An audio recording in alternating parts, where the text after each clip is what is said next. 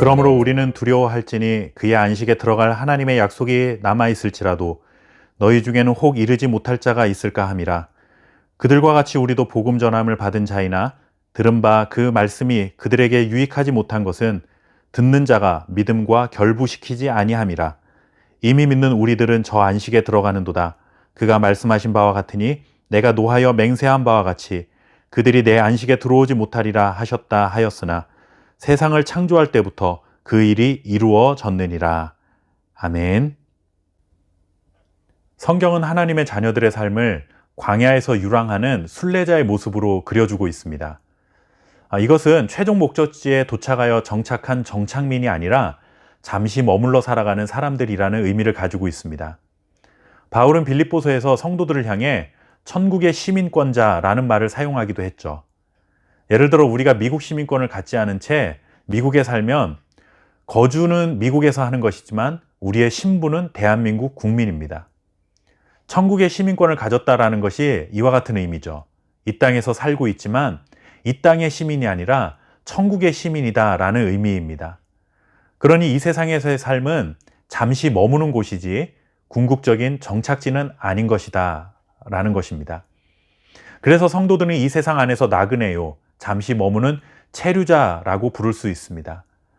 우리의 인생이 나그네와 같은 삶이다 라고 하면 가장 절실하게 필요한 것이 무엇일까요? 나그네에게 필요한 것은 휴식 혹은 안식이 아닐까라는 생각을 해봅니다. 특별히 우리가 살아가는 인생길은 과거로 되돌아갈 수 있는 것도 아니고 가야 할 목적지가 분명한 것은 사실이지만 사실 아득한 것이 우리의 현실이죠. 가고 있는 광야길이 매우 척박합니다.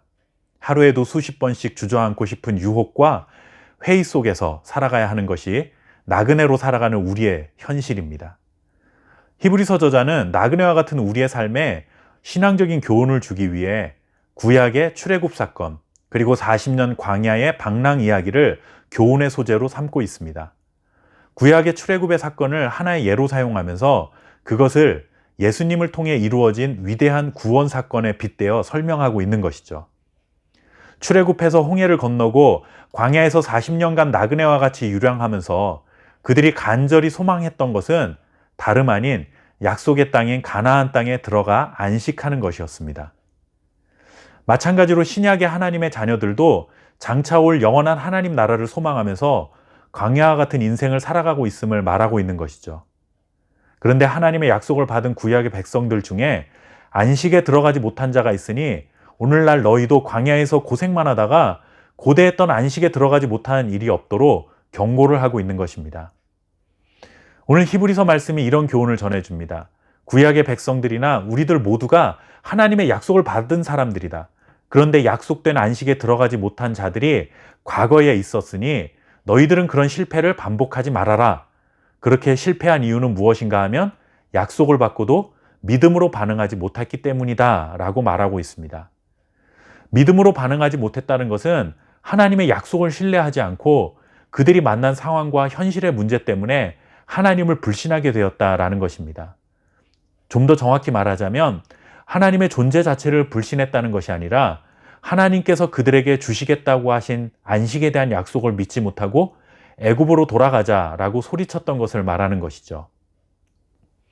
구약 성경에서 출애굽한 이스라엘 백성들이 가나안 땅에 들어가 안식을 누리게 되는 것은 예를 들자면 모델하우스라고 말할 수 있습니다.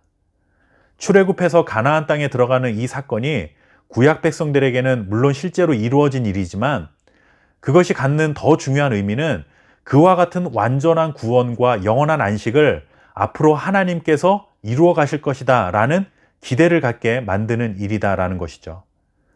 모델하우스는 실제로 사는 집이 아닙니다.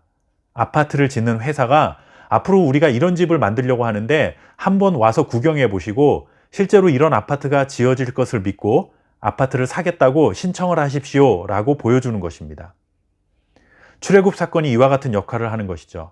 하나님의 자녀들을 죄에서 구원하시고 영원한 하나님 나라에서 안식하도록 하겠다라는 하나님의 계획이 실제로 이루어지기 전에 이와 같은 일들이 있을 것이다. 그런데 일단 한번 모델하우스를 보여줄게 라고 한 것이 바로 구약의 출애굽 사건이다라는 것입니다.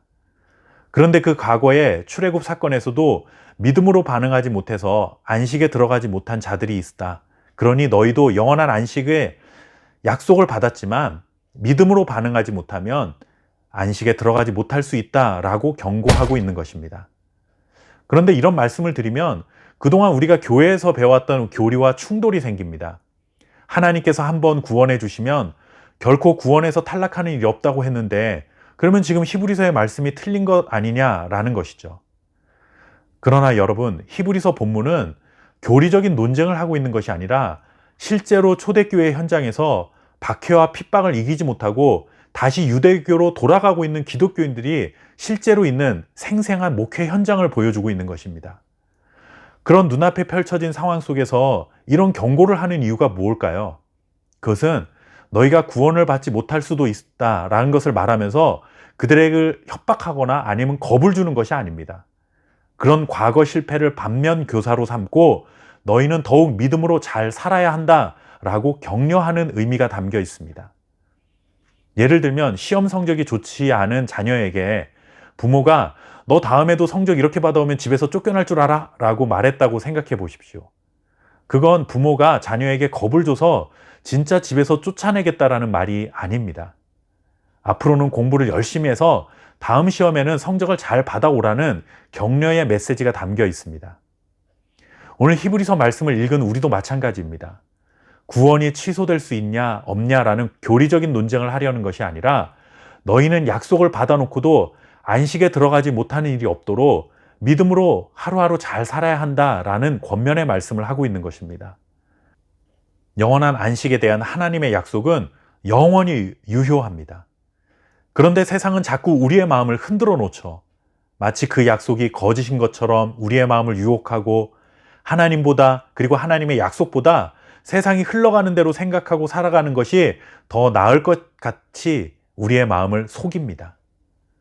그러나 한 번 약속하시면 반드시 이루시고야마는 하나님의 신실하심을 믿고 우리에게 약속하신 영원한 하나님의 나라, 영원한 안식을 소망하며 우리는 믿음으로 살아가야 하는 것입니다. 그러면 하나님은 결코 우리를 낙오자로 만들지 않으시고 약속이 이루어지는 그날까지 우리를 견인해 가시는 하나님의 능력과 은혜를 경험케 하실 줄 믿습니다. 이 은혜가 오늘 하루도 실현되어지는 복된 하루 되시기를 바랍니다. 감사합니다.